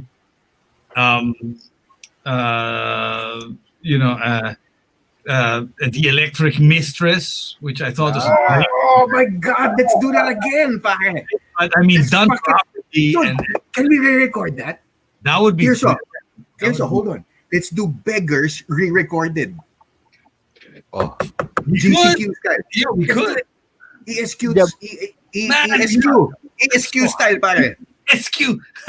ESQ style. Man, I'm game to try. That's a big ask, though. But Okay, you know, can we join in? Can we join in? Add some vocals. PM me. Aris, can you Sure, mix yeah. this? Redbird, can you put it together, please? Carnal, it's definitely possible, man. Carnal, you know the songs, man. Yeah. So, Here's something. Aries actually recorded most of that album. He has the demo version of that. The keys, Ooh. most of it, right? Really? Yeah. When I went to London, remember, I handed you a box full of tape. I thought So, me, dude. it's the So- beginning. It's listen, we used to fucking German fuck. practice session, which is in Makati Cinema Square, and you could walk to Hit Productions, which is right there, right? But we had recorded a lot of the demo. It was actually the So it was all there. Aris has a lot of these early bootlegs of that whole album. It's all there. I mean the whole process of Beggars actually. Yeah, and you know what? A lot of that. I mean, I remember when I presented it to Sony. This was funny. This is how we got signed. Well, this is after we got signed, but I mean, when we presented it to them, they liked the demo versions. Some songs, they're like, we like the demo versions better than the actual final versions. Wow. Wow. In retrospect, they probably sounded better and they had a better feel to it, I think. That's Yeah, some because yeah, it was very instinctual and stuff. Did I ever tell you how we got signed, by the way? No. Go for it. This is a good story. So, Ano pa ba ito, Sony? yeah. So, I was having dinner with Carlos Santana, and this is Wow. yeah. We're dying to tell this story. So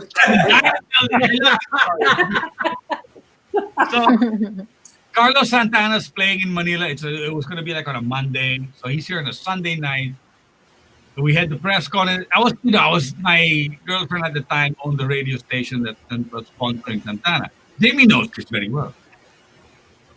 Good, you see. So I was there. you were there. So we were having dinner with Santana and his band, and then I get a beep on my beeper.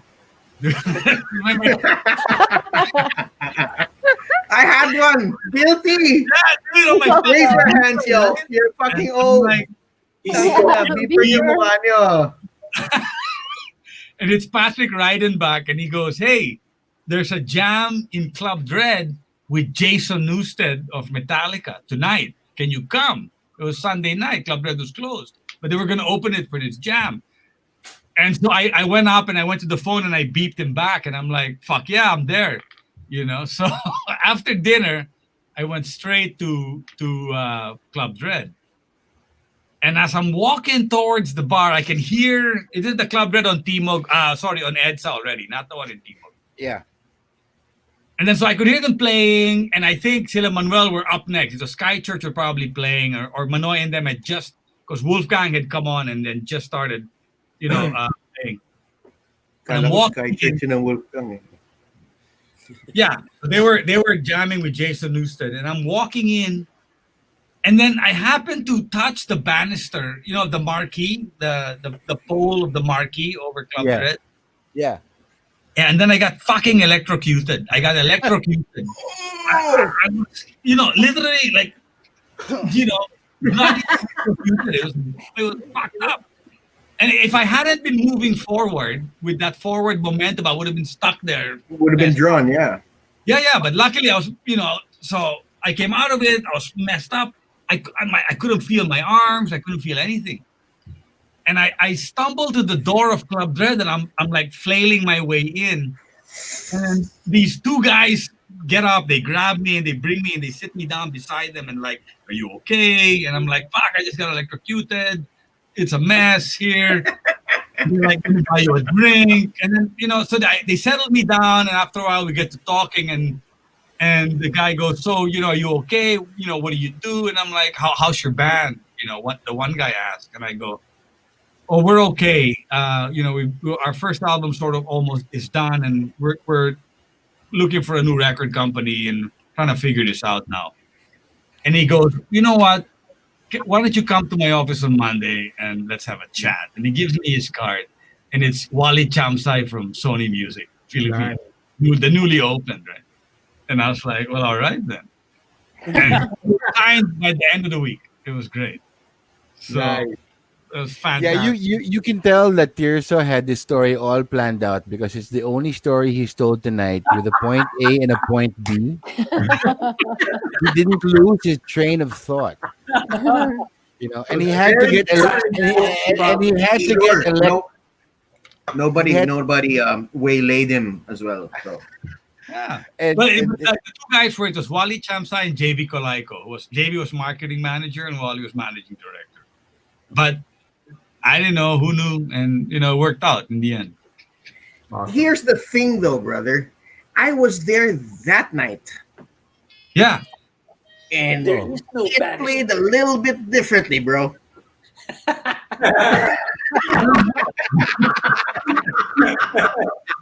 How many adios motherfuckers did I have? Exactly. I wouldn't. That's all good. That's cool, man. That's cool. Let's hear your story. My story? Oh shit. Yeah. More trust both these guys' memories, pare. Their memories are false. Never. Not mine, at least. Admittedly, no. Not I mine. have a question. Oh, go. Cuervo sang Under Fire, right? That was the Razorback original during your time. What? Victims of... It's called Victims, pare. Recorded in Presto Studio. It's under fire. Yeah, we recorded in Stephen's studio. In Stephen Lou's place. Loud Yeah. House. Loud Okay, house. okay. That What- means so he that's has evidence. what? And you know how we got the lyrics of that song, right? Tirso, we just took turns and just everyone get lyrics, man. You do the next line. No, okay, you, what's the next line? And you, next line. Both it was bad, man. Better Yeah, yet, how old were you guys, man? Studio, and he How old didn't were want you guys? How young were you guys?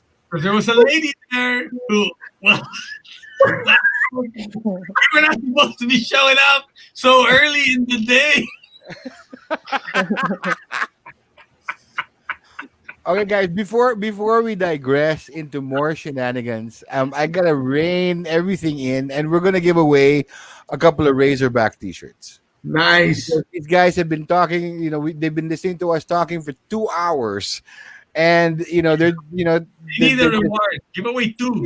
yeah. We're giving away 2 T-shirts. But oh yeah, we have to show them the shirt. So Redbird's gonna get the T-shirts that we're giving away. What, you're going to make him model it? He's the only one that has a T-shirt. I don't have one. Me and Redbird were messaging. He said, Jamie, 3XL ka na? Sabi ko, putang ina, liit ng T-shirt nyo eh. Ang liit ng So, T-shirt nyo eh. can we actually know when we could physically Yun, see it's Nice. Look at that shirt. all of us, I each want other one, man. nowadays? Dude, this time You know next what? year. Tirso, tell the story about the design. Oh, yeah. Can you hold it up while I tell the story, Pat? How do we get? Closer. Okay, so It's Ray, man. It's Ray. that's Nice. great. Okay, so if you know our first album and the Nice. logo, all of this was designed by Uro Inocencio. This guy, he was a great artist. So he designed our logo and he designed our first album cover. And he made this character, Ray. And we were gonna make him like Eddie, Iron Maiden. This is the guy we want. We make a guy, so on every album cover, it's gonna be this guy, right? And for the second album, the thing was Uro was gonna be, during the launch of the second album, he had done all these paintings that were going to be displayed at the launch, and we had all of these, and it was Ray in many different situations, and he had done all of these things, but unfortunately he passed away, right around that time, like right before the second album was released. So that's why we couldn't really move forward with it. Why? And what happened was Jay Ignacio, this design came off a poster that he gave Jay Ignacio from Da Police. He gave Jay Ignacio years in the 90s, right? In the early 90s. And Jay uncovered it and he sent me a nice high-res photo of it. And so we've turned it into a shirt, but that's basically it. So that's like the original design from this original movie. Pat, what's the biggest size? For you? Video na Cuervo, di ba? Okay. Birdo, for you, it's S. Sufficient. Sufficient. No, more like S is sufficient. Yeah. Wait, so we have to tell the guys, we have to tell the people who are Madi, no, we get you the bodysuit. please. Oh no, now I'm getting a visual of Maddie wearing that. No. Not cool, man. Not I'm cool. gonna need therapy, pare. Holding a bottle of clothes. Okay, guys. I have to tell our audience tonight what they can do, what they have to do to win the Razorback T-shirts giveaway. All right, we're giving away 2 shirts. You gotta answer like 2 questions, but each winner will only have to answer 1 question. At unahan yan sa comments box. Okay, based on the question that I'm going to ask you now. For the first T-shirt, okay, the first question is: what bar did Razorback call home in the 90s every Saturday night? Cheers, all. Oh, unahan yan sa comments, guys. Metallic banana. What Chris. bar did Razorback call home in the 90s every Saturday night? First person to comment. And that is dami biglas. Wow. I have Yay. to JR. Wait, Giselle. Okay, there you go. All right, you know what, Jamie, Yeah. I think this whole thing is a fucking farce, pare. We actually have viewers because it seems to me like it's shit. You have like fucking 2 viewers, pare. Your girlfriend and Ellie's girlfriend, pare. Go to the comments. Boom! Dude, No, go go to check the out these comments. shit. There's so Comments are going many. nuts, dude. Freedom dog. Okay, we're good. A winner. We're good. So wait, so Super. Yeah, who's we're our good. winner? Okay. Who's our winner? Who is, Look at the sorry, comments. There's a ton of them. Who was the first one? Sorry, Audrey, we have a Miss couple of Hepburn. streams. Miss So- Hepburn, who was the first one you flashed? What? Yeah. She flashed who? Why would you flash, Audrey? Come on. Why you Come gotta on, be like man. that? You Who was flashed the first what? one, Audrey? How There many was people? another one Was it before okay? that. Was it Okay. beautiful? Was it Quiet, awesome? Was it quiet, good? quiet, There quiet, were so quiet. many before. I'm Okay. actually checking. Yes, that's the first one. He's the first one. What? That's the first one? He's the first That's one. Leo. Okay, so Leonard. Okay, so There's a couple Leonard, of streams. Love you, Leo. Leonard, you gotta message the Razorback Facebook page. You gotta PM him. All right. Nice. So with your details, so we can we can get you that T-shirt. Okay. So the next question for the second Razorback T-shirt of the night. Can I just say, Right. guys, I'll go. pretend you don't know me, okay? Pretend you don't know me so you win the fucking prize. Yo. All right. Proceed. Question number two. Question number two. What's the name of Razorback's Unplugged album? It's the only album we haven't I talked don't about even tonight. know. It's What on the tip of my tongue. of Razorback's Unplugged album? Okay, first one who gets flashed. Do we Gets have flashed. one Tirso? What the fuck? Okay, okay. Wait, no, I think better we've got question. more than one. Dude, No, did you make no. one without me? Don't we have 3? Gago, you were there, brother. There we I go. was That one. Arv, Okay. Okay. Arv, Arvs de la Cruz, you win a T-shirt, acoustic ng ina mo. Dude, we were there when you played in Manila Ocean Park, brother. You didn't No, realize good, Oh my man. gosh. all On the Doy, fish that were shit, freaking yeah. out, brother. Yeah, no. That's some pretty good stuff. That was May I the just say, way because to play I hardly see, Doy. may I just say, because I hardly see Aries Guinto, like, ever. But, Aries, I really miss you and the way you handle my, I miss you.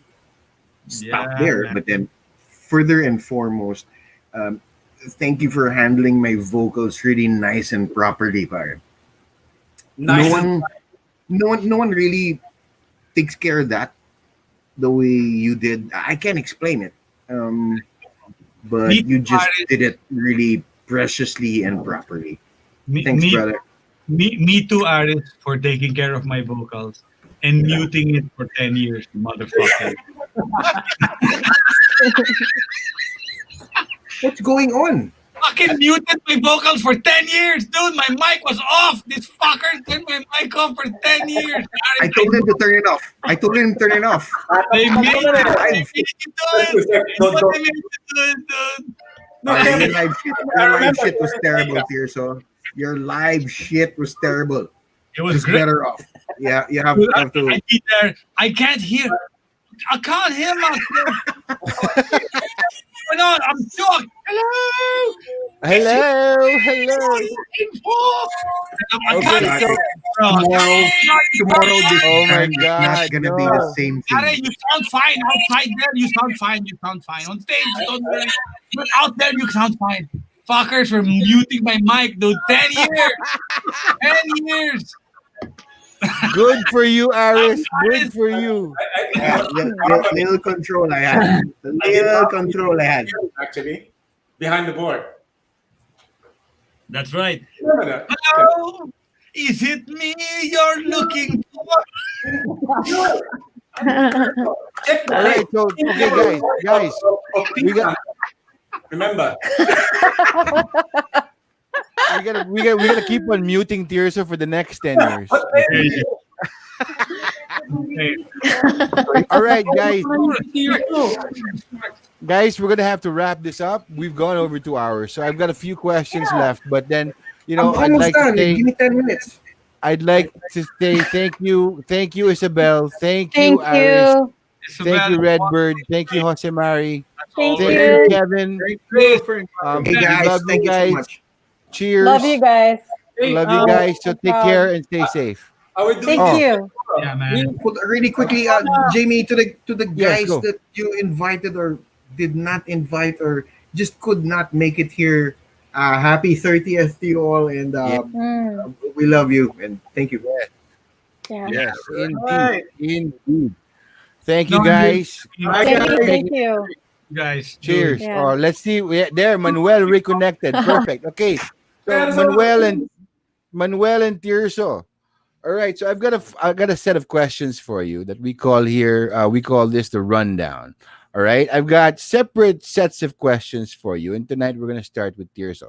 So it's gonna be the first answer that pops into your head. All right. So it's a series of 10 questions. This is for Tirso Ripoll. Okay. Got it. Okay. Now, first question. What's Yeah. your best legal song? My best legal song. Okay. You'll never find another love like mine. Huh? Someone to love you. Okay. All right. See, this is I. he's Huh? he's taking advantage. He's taking advantage that we're not going to mute him My because we're God, interviewing him. Don't touch Yeah. that up. That's Not galing, though. only That's yes, galing. yes. I'm not dreaming of myself, babe. Oh, Tirso. Second I'm the question. one who loves you most. Second question. What's your best seduction song? Ah. There are several. You have to choose one. But right now, I'm gonna say, "I Wanna Be Yours" by the Arctic Monkeys. Great fucking. Ooh. Oh, what's your best? Okay, what's your best afterglow song? The post-coital, light a cigarette after you've done it. What's your best afterglow song? Also several. I'm gonna say, "Lose Yourself" by the Black Rebel Motorcycle Club. Ooh. Listen to it; it's fucking great. Dude, so you gotta make this into a playlist, like your 80s seduction ng ina mo playlist, pare. This can't be there because it's not 80s. No, okay, yeah, but no, we have to make this a new playlist called The Rundown with Tirso Ripoll. Your best afterglow song. Somebody write this down. Oh, we still it's recorded, so we're good. We'll go back and revisit the tape and we'll make a playlist for you. Okay, next question. Fourth question. Question number 4. Best breakup song. Best breakup song. "You Got Lucky" by Tom Petty. Yeah. Got lucky. Yeah. You Okay. got lucky, babe, when I found you. Okay, question number 5. Best shower song. What's your go-to when you sing in the shower? Dude, dame. "Drive" by the Cars. What do you want? Who's gonna take you home? That's a slow shower song, huh? I know. Yeah. So Only Tirso likes taking long showers, pare. long language showers, baby. Okay, next question. Best road trip song. Song. I don't What's know, your best road trip song? anything off Dark Side of the Moon. That whole album, in fact, is the. When I get on a plane, Alabang lang yan. the whole album, man. When I'm on a plane, that's the first thing I put on, and I'll just veg to that album. That's true. It's very comforting. Okay, so number 7. What's the best inuman song? Puta, dami naman yan, pare. No, you have to choose one. There's so many. Okay, well, today, I heard it on my way home. Hey, Oh. 19, that's Ooh. Rita Frank. Way back when, in 67, Yeah. by Steely Dan. Come on. Yes. That's got to be on your Inuman playlist. If it's not, you need to have your head examined. Okay, question number 8. What's your best away song? Away song. Oh, What do you mean away? parang like I'm gonna get into a fight with a bunch of dudes, or No, like, not a bunch of dudes. Your best away song when you're getting in, you have an argument with your wife, and I'm gonna like, nah, I can't. I'm not gonna win. I'm gonna play this song. oh, I lost, or I'm gonna win. You lost. You never win against your wife. Yeah, no, you ain't gonna win. May I suggest ACDC's "She's Got Balls"? Yeah, that's a good one. That's right. That's a good one. That's a good one. That's a good one. Yes. I gotta share this story. So an interviewer asked Bon Scott, "So what's a song you wrote for your wife?" "Oh, she's got balls," and then she divorced me after that. Maybe I'll change my answer. Maybe I'll change my answer. Okay, coming from the Away song, what's your best kiss and makeup song? Ugh. Ugh. Wild Horses by the Stones. Oh, nice. Nice and tender. Hey, come on. Hey. Yeah. You know that song was written by Mick Jagger because when Marian Faithfull overdosed, was his girlfriend, and when she came out of her overdose, she goes, "Mick, you're here." And he goes, "Wild horses couldn't drag me away."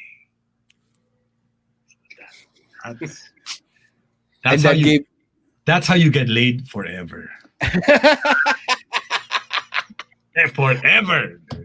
Okay, last question for Tirso. What's your best? What's your best anthem? Anthem. Jeez. What is my best anthem? That's hard, Potter. It's either The Trooper from Iron Maiden, which is classic. Yeah. Or Freebird by Lynyrd Skynyrd. Only because. Or Shine On, You Crazy Diamond. By Floyd. Yes. Okay, on. All right. That's the 10 questions. That's the rundown for Tirso. Okay, Manuel, we're gonna go to you. All right. This is a different set of questions. All right. First question. What is your favorite word? My what? Your favorite word. Word. Holy shit. It's a totally different. First thing that comes into your head, pare. Shit. Shit is your favorite word. Yeah. I mean, it's a go-to word. I mean, it works for everything, man. That's true. Actually, depending on how you say it. Yep. Diba? All right. Question number 2, Manuel. What is your least favorite word? What is this? Nice. Nice? Yeah. Yeah, because it's neither here nor there. That's nice. Yeah. Make up your mind, man. Okay, next question, Manuel. What turns you on? I don't know, man. Music.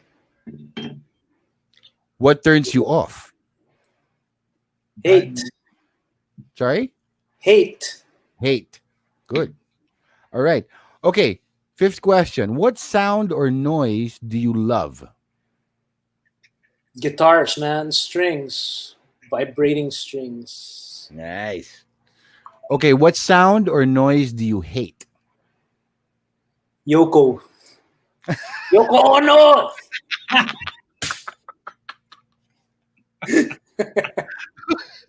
Okay, next question. What's your favorite curse word? A word you would use to actually curse somebody. Shit, man. Moron. Okay. Yeah.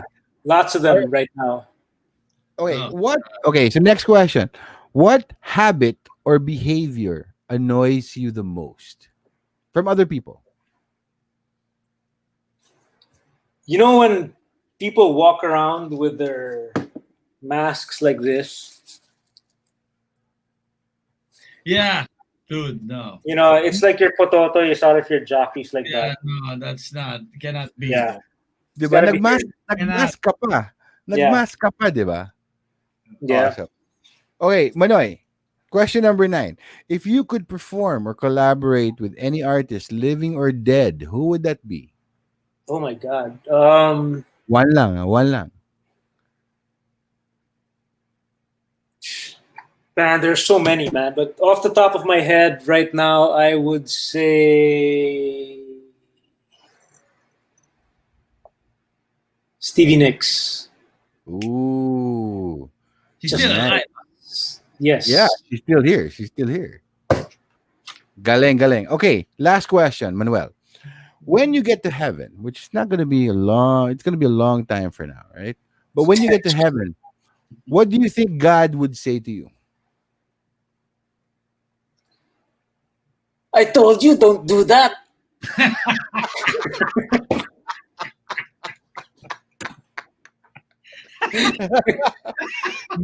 Pare, Manuel, that's got to be Yeah. a t-shirt with That's your good. face on it. I told you, don't do that. Sabi ko na. Dude. Classic. Okay, so one for the road. Okay, one question for the All road. right. This goes to both of you. Whoever answer, if you want to answer first, just raise your hand. All right. For anyone starting out in music today, what advice or words of wisdom would you give them? Hmm. Hmm. Don't. Don't.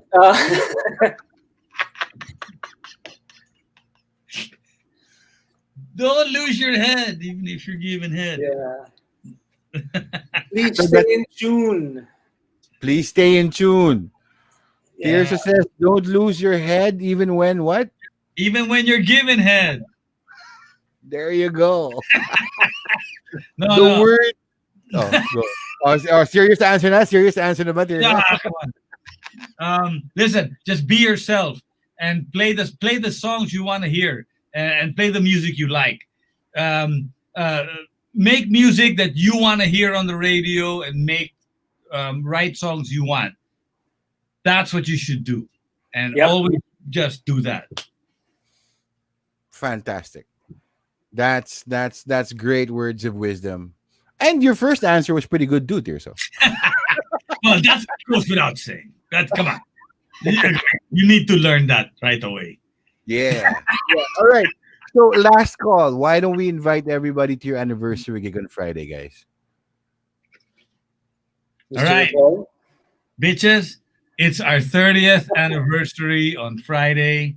30 years now. We got together and we're playing live on the stage. We all took swab tests and shit before recording all of this. So we're all clean. Yeah, it's not a very pleasant experience, by Yeah. the way. But we did it for you. So we're all together. We're playing live. It felt fantastic to be together live and celebrate these great songs. And we've got Migs Ortigas playing on drums, which is great. Dave's joining us on a bunch of songs. And we've covered the whole gamut, and it's going to be great. It's airing on Friday night, and we'd love for you guys to. Well, we've done it for you. I mean, thank you for being there for all of us. And throughout the years, and we wouldn't be around if you guys weren't there for us. So it's whatever we can do, to say thanks. That's what we've done. So come on Friday. It'll be up on our Facebook page. Just put it up, turn it up, have some Red Horse, and rock it out. Yeah. There you go. So that's Headphones. yeah, It's gonna sound headphones. good. All right. So that's 30 years of Razorback coming in on Friday. And happy Halloween, guys. And guys, I can't Happy thank you enough. Halloween. I can't thank you enough for making the time to make all this happen, all the kwentuhan and all the craziness tonight. Good luck to Ms. Hemburns, who is going to edit this somehow, right? But again, Yeah. I can't wait till the day arrives where we get to see you guys live and in person Oh, I and can't wait, man. live and loud, pare. Likewise. Thank you. But thank you, Tirso, Manuel. Take care. I love you guys. Thank you so much. Baby. Love you, man. And I'll say goodbye. Be safe. Thank you, Tito Jamie. Man, I'll see you. Oh, you've been waiting to say that, Manuel. Thank you, guys. I love you guys, man. Mwah. Likewise, man. Cheers, man.